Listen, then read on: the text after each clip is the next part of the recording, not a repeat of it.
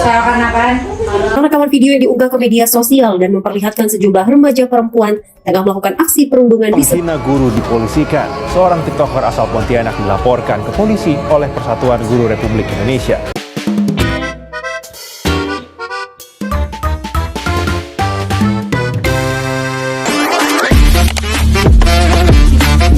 Selamat sore untuk kita semua dan selamat sore buat narasumber kita yang cantik manis ini.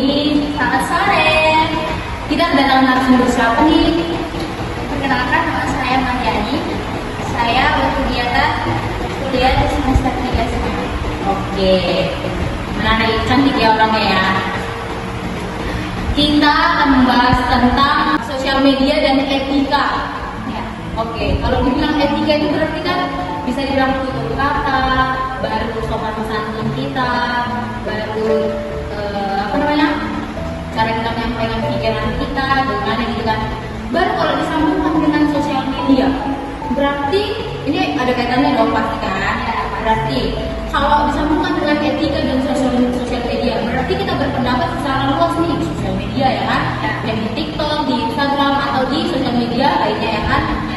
Kenapa dibilang adanya sosial media ini menjadi etika remaja kita yang hilang?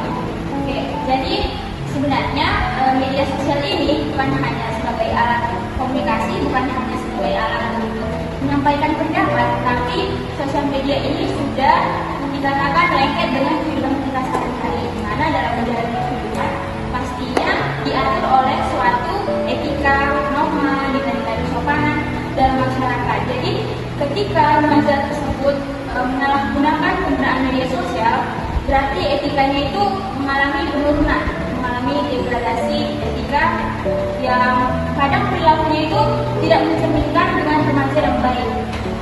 Seperti itu, nggak mencerminkan remaja, dimana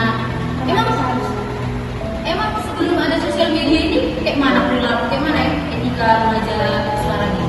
Ya, apa lebih baik atau lebih baik sebelum ada sosial media, atau sama aja atau lebih buruk setelah ada sosial media? Sebenarnya keadaan sosial media ini baik atau buruknya itu tergantung penggunanya ya. Bisa kita lihat dari pengalaman kita ya, saudari.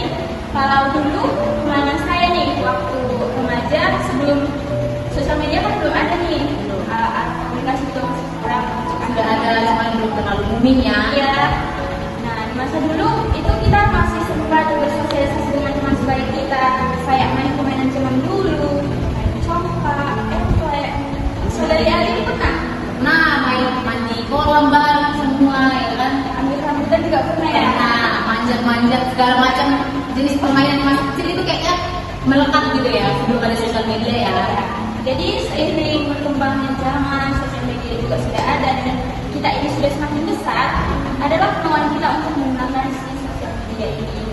Jadi kegiatan di rumah pun, kalau kita di rumah kan dulu sebelum ada sosial media, selesai makan kita ngobrol-ngobrol dulu nih sama mama, sama bapak, saya main ya kan. Tapi sekarang, misalnya setelah remaja-remaja ini melakukan aktivitas makan atau apapun ketika ada waktu luang, tidak ingin berkomunikasi lagi dengan orang tuanya. Begitu juga dengan orang tua ya.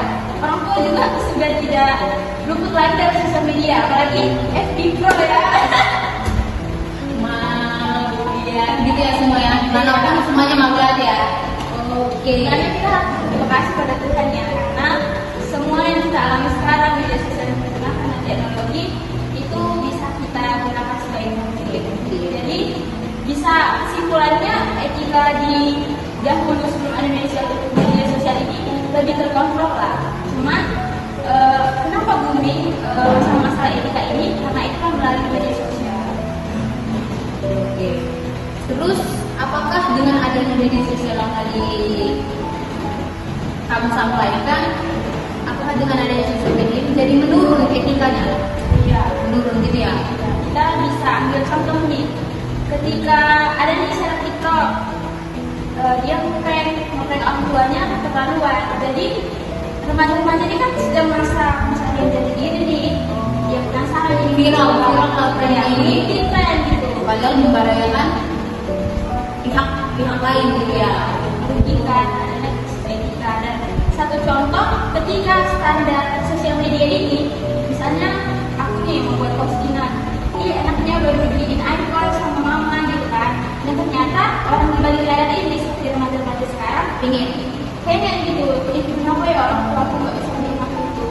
Jadi karena dia merasa orang tuanya juga mampu, jadinya dia merasa sepele sama orang tuanya gitu. Berarti karena ada sosial media, jadi perilakunya menurun. Tapi kan nggak semua remaja ya kita tahu. Pribadiku nih, aku lebih suka melihat video itu dia kayak day in my life, ya kan, makan-makan, iya vlog gitu ya kan. Aku lebih seru sih menurutku daripada dia kayak maaf kata menjual badan di sosial media ya, maaf kata ya, maaf kata. Dia menjual badan demi viewers yang ada, demi kayak bilangnya apa ya, Validasi ya. iya balik bukan validasi, dibilang kayak mana ya, Enak. iya tenang, dia mau kayak orang tahu di luar sana badannya bagaimana, jadi dia menjual badannya gitu loh. Itu juga bisa dibilang dengan etikanya hilang juga ya sebenarnya. Terus kayak mana lah kita bisa melarang cara berpikir mereka biar nggak kayak sampai etikanya hilang gitu loh. Berarti ini kita berangkat dari pengawasan dari anak itu remaja ya. Nah iya, oke, iya. Apakah etika itu bisa hilang dari dia kesehariannya, kayak misalnya dari lingkungan keluarga, atau malah dari kepribadiannya sendiri, etika itu sendiri? Oh, maksudnya media sosial ini etika ini bisa hilang karena dia sendiri atau karena lingkungannya? Iya, dari dari keluarga.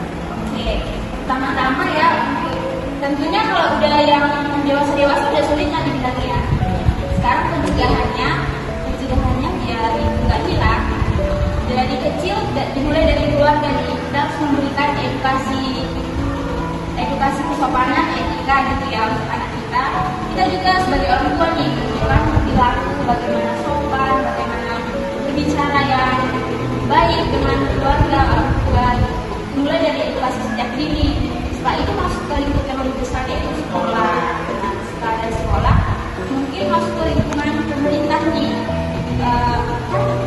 Saudari tahu nggak di Maret 2026 ini media sosial akan dibatasi. Media sosial akan dibatasi sama anak sampai usia 16 tahun. Jadi sebelum dia 17 tahun dia nggak boleh main sosial media. Menurut saya itu salah satu cara yang bagus untuk mengatasi krisis etika ini. Gitu. Dan kita tahu juga di negara seperti Australia dan Norwegia sedang menerapkan pembatasan usia penggunaan sosial media ini. Saya baru dengar kalau pembatasan itu. Apa saya lihat ya? Mungkin terlalu asik nonton di mana kali ya. Juga bisa sih. Oke. Selanjutnya, tadi kan masalah etika. Apakah dari video-video yang ditampilkan para remaja itu bisa kita bilang dengan inilah cerminan dirinya, misalnya dia udah body gitu. Oh, itu berarti cerminan dirinya memang nggak benar, memang apa kayak gitu atau bagaimana? Oh, maksud dari pertanyaan saudari yang kita lihat di sosial media itu jadi sebenarnya cerminan dirinya atau apa? Atau ngikut nih FOMO ya kan? Ya, menurut saya sih itu tidak sepenuhnya dari dirinya ya. Karena sosial media bukan sebagai alat komunikasi yang saya katakan tadi, tetapi di situ kita dapat mengonsumsi konten-konten yang kita pilih. Ketika konten yang kita konsumsi itu baik, maka hal yang kita lakukan pun akan baik. Selanjutnya, ketika konten-konten itu negatif, perilaku kita juga negatif. Contohnya, misalnya saya menghidupkan konten kreator karena dia pakaian seksi nih, saya mau ikut-ikut gitu. Siapa tahu follower saya naik gitu kan. Dimana sosial media ini juga bisa menjadi tempat pencarian jati diri, membangun personal branding dan sosial media ini. Jadi mungkin para remaja yang mengupload video ini lebih menampilkan diri di versi terbaik meskipun di depan nyatanya tidak seperti itu. Menurut dia baik nih menjual body, padahal nyatanya apa sih kayak gitu ya kan? Kalau itu nggak benar ya, itu lah yang dibilang etika yang bilang gara-gara ada sosial media. Nggak semua lebih menggoda masuk MPP. Berarti di sosial ini bisa dibilang ada dampak buruk sama ada dampak baiknya kayak kan? Nah, oke. Kita masuk ke tadi dia kan kayak menjual kontennya atau menjual apa segala macam videonya ini ya, apakah dengan flexing di dalam video atau ada yang mengomentari dengan komentar please itu jadi sebagai itulah cerminan dirinya, misalnya dia jual bodinya kayak tadi kan, terus komentari, terus dia nggak terima kalau dikomentari, apakah itu termasuk etikanya menghilang? Jadi dia kayak wajar kok aku kayak gini, aku bagaimana? Iya, menurut saya itu dia nggak sadar bahwa etikanya itu menghilang. Karena ketika kita memiliki etika, pastinya kita dapat mendengar saran masukan dari teman-teman yang kita. Ketika kita ditegur, pasti kita akan memperbaiki diri. Nah, ketika saya tidak sadar, tidak berkemak dengan kata-kata kalian, kata-kata yang mengomentari, itu merupakan gimana ya? Kepekaan sosialnya untuk menerima pendapat itu tidak baik lagi, etikanya sudah tidak ada. Saudara, karena masih kita pelajari banyak kiat-kiat yang bisa kita lakukan gitu ya, tergantung dari si remaja ini dia mau mengkonsumsi konten yang positif atau yang negatif gitu ya. Dengan adanya sosial media kita malah dihubungkan nggak sih? Misalnya ada WhatsApp, ada Instagram jauh di sana, kita bisa melihat aktivitasnya, atau apakah dengan adanya sosial media, jadi komunikasi kita komunikasi di dunia digital itu nggak sebanding dengan komunikasi kita di sekarang ini kayak gitu, atau bagaimana? Jadi maksudnya sosial media ini mengurangi interaksi kita nyata gitu ya. Menurut pengalaman saya ya, memang orang yang jauh itu bisa jadi dekat karena sosial media ini ya, di WhatsApp gitu kan. Tapi kalau kebanyakan saya lihat di rumah keluarga, saudara gitu ya kan, orang yang dekat jadi sebaliknya jadi jauh gitu. Karena keasikan dengan sosial media tersebut.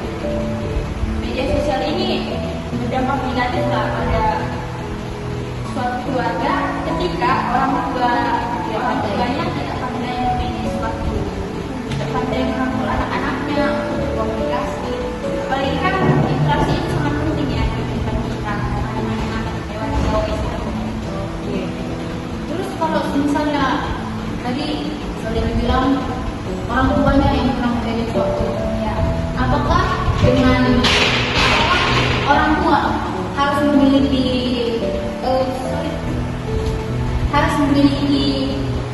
apa dibilangnya pendidikan yang cukup dulu baru memiliki anak atau keluarga, atau kayak kita hidup di sini kan harus stabil dulu nggak sih? Dua anak cukup, iya, banyak anak rumahnya nggak pandai mendidik kan salah di satu keluarga dan membuat negara ini nggak sih? Atau kayak mana? Harus berpendidikan dulu atau kayak apa banyak anak banyak rezeki? Mungkin itu prinsip orang Batak ya, banyak anaknya rezeki, anak rezeki dong orang dia kan. Jadi menurut saya pribadi sih untuk pasangan nih memutuskan untuk berkeluarga, mereka harus matang dulu secara ekonomi atau secara finansial, secara psikologi, secara emosional.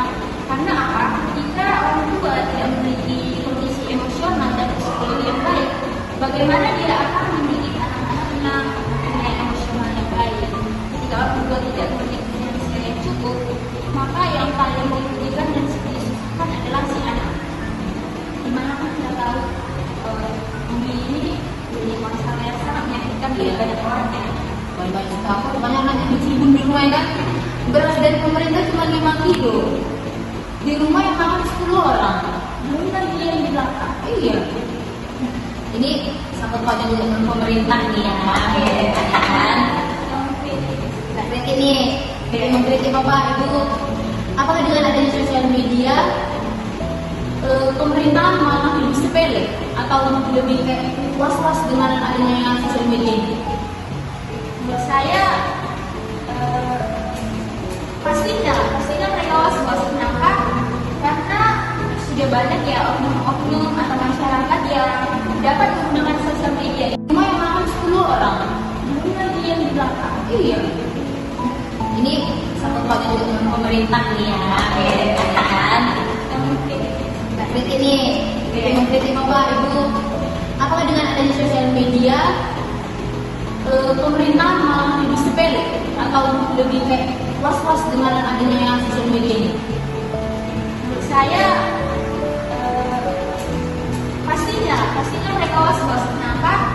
Karena sudah banyak ya oknum atau masyarakat yang dapat menggunakan sosial media ini untuk Unjuk rasa ya? menyampaikan aspirasinya bagaimana kebijakan pemerintah yang terjadi sekarang. Dengan adanya sosial media ini pastinya pemerintah merasa sedikit ya, karena semua bukan-bukannya seperti kasus korupsi terbongkar di seluruh penjuru seperti ini ya. Mereka pastinya malu dan takut juga sih pemerintah bahwa media sosial ini disalahgunakan. Udah ada cerita itu? Saya ya kan, aku podcast kali ini. Jadi kalau nih kamu, sekarang aja saya memberikan kamu kesempatan untuk berbicara kepada semua remaja yang ada di bumi ini, di Indonesia ini khusus ya kan? Ya, Apa solusi yang paling ampuh, paling efektif, paling didengar lah untuk remaja-remaja ini agar bisa mengatasi krisis etika dalam media sosial? ini Solusi kepada si remaja atau kepada si orang tuanya nih? remaja aja, kan remaja yang lebih banyak menggunakan sosial media. Hai para remaja yang ada di Indonesia usia 13-16 tahun, kita kembali hadir di podcast ini. Pesan saya Mariani kepada semua remaja yang ada di Indonesia. Saya tahu usia kalian itu masih dalam usia pencarian jati diri. Jadi wajar kalian masih mencoba-coba hal-hal baru, mencoba hal-hal yang mungkin menurut kalian menarik. Tapi sebelum melakukan suatu hal, sebelum menggunakan sosial media, Efektif, paling didengar lah untuk remaja-remaja ini agar bisa mengatasi krisis etika dalam media sosial. ini Solusi kepada si remaja atau kepada si orang tua nih? remaja aja, kan remaja yang lebih banyak menggunakan sosial media. Hai para remaja yang ada di Indonesia usia 13-16 tahun, kita kembali hadir di podcast ini. Pesan saya Mariani kepada semua remaja yang ada di Indonesia. Saya tahu usia kalian itu masih dalam usia pencarian jati diri. Jadi wajar kalian masih mencoba-coba hal-hal baru, mencoba hal-hal yang mungkin menurut kalian menarik. Tapi sebelum melakukan suatu hal, sebelum menggunakan sosial media, kalian harus memikirkan apa yang mau kalian lakukan itu. Pikirkan secara 2 kali. Kalau kata sekarang sih, pikirkan secara logika. Selanjutnya, saya mau memberitahu bahwa satu langkah yang kamu lakukan, mungkin kamu anggap itu sepele atau keren, tapi mungkin di kedepan hari itu akan membuat kamu sangat-sangat menyesal. Seperti kata pepatah, penyesalan selalu datang di akhir. Jadi sebelum kamu melakukan sesuatu, pikirkan secara 2 kali apakah itu baik atau benar. Jangan lupa selalu konsultasi kepada orang tua, dekatkan diri kepada orang tua, dan juga pilihlah teman-teman sebaya yang membangun ke arah yang positif. Konsumsi konten-konten yang bermanfaat untuk mengisi ilmu. Dan yang terakhir, love yourself. Cintai dirimu, karena ketika kamu sudah mencintai dirimu, Kamu tahu apa yang kamu perbuat. ya benar sekali. Oke, sekian pesan dari saya. Oke, singkat aja podcast kita hari ini. Terima kasih Kak Mariani sudah mengasih pengalamannya, kisahnya kepada kita semua sudah